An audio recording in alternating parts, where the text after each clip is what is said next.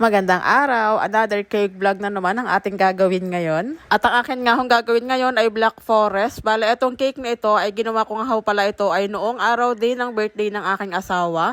Hindi ko na lang isinama yung video doon sa sa birthday ng aking asawa nga at sabi ko nga ihiwalay ko nga ito. Kaya bale, ang nagawa ko na cake noong birthday ng aking asawa ay bali tatlo. Yung kanyang cake at saka ito at saka yung bento cake na may kasamang cupcakes. Bale, ito po ang in-order ng ating client. Meron kasi akong nabasa na comment na sabi daw bakit daw ang bababa ng aking mga cake. Depende ho kasi yun sa order ng aking mga client. Meron naman ho akong matataas. Kaya lang syempre, iba ho ng presyo iyon. Ito ay mga abot kaya lang din na presyo. Ayan na nga ho pala at napakinis ko na ang ating cake. At dahil nga ito ay Black Forest, ayan, magdidrip nga ho pala ako dito ng chocolate. Bali, ang ginamit ko nga ho pala dito ay chocolate at saka yung all-purpose cream. Ayan, hinalo ko lang ng hinalo hanggang sa mag-liquid na ganyan. At diyan naman sa ibabaw ay nag-rosette lang naman ako diyan. Dahil nga yan ay lalagyan ko ng cherries, kaya ganyan ang aking inilagay. Hindi ko na rin naman dinamihan ng rosette diyan. Bali, nasa 8 piraso din yung aking nailagay diyan. At doon naman sa pinaka-board dyan sa baba, ayan, nag-pipe lang din naman ako ng ganyan. Yan talaga ang kalimitan na ginagamit ko na pang-pipe ko dyan sa may baba, dyan sa may board.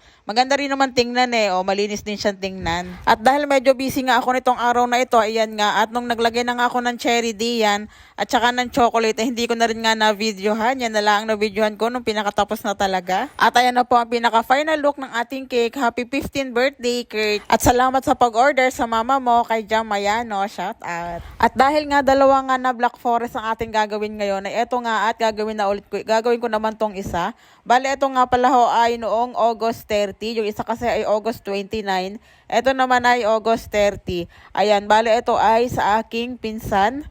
Ito ay para ireregalo sa kanyang asawa at magbe-birthday nga. At kung napansin nyo, naglagay nga ako pala ako ng chocolate doon sa filling dahil may natira nga ako kahapon. Sobrang dami nang matitira ngayon kahit gagamitin ko rin ngayon. After ng crumb coating nga diyan, ayan, nirest ko na muna yan sa ref. Pagkatapos ayan nga at magpa-final coating na ako dyan. At ginamit ko na rin nga pala diyan ang aking scraper. Ayan, baka naman sabihin nyo, hindi ko na ginagamit siya. Shout out naman talaga sa mga manok na naan dito. Ay lagi nilang kasama sa aking vlog. I mean sa aking voice over pala. Ay isang araw ay ito ay aking tinola na naman Charis. At ayan nga, nagdidrip na rin ako diyan ng chocolate. Ayan, same lang din yan ang ginamit ko kahapon. Hindi ko na rin nga pala nilagay yan sa rep dahil siguro nga kapag ka nilalagay sa rep ay pangit nang gamitin kapag ka sa susunod. Napansin ko kasi kapag ka nilalagay sa rep tapos ginamit mo ulit, yung para na siya nagbubuo-buo. At eto na naman ang ating rosette. Baka naman sabihin na naman, bakit rosette ang aking nilalagay? Ay lalaki na naman ang magbe-birthday.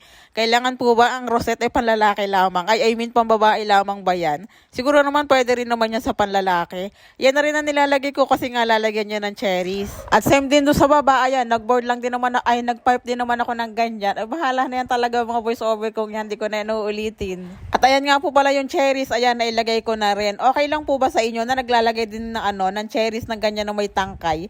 Sa akin kasi sinasama ko na papaganda rin sa sa style. At ayan nga ho, nalagyan ko na rin nga pala yan ng chocolate dyan sa gitna. At ayan, tapos na ang ating cake. Happy birthday po sa my birthday. Ayan, wala kasing pangalan na hindi ko na rin sasabihin yung pangalan. Bali, order yan ang aking pinsan. Ayan, salamat sa pag-order ulit. Yun lang, salamat sa panonood. Hanggang sa muli.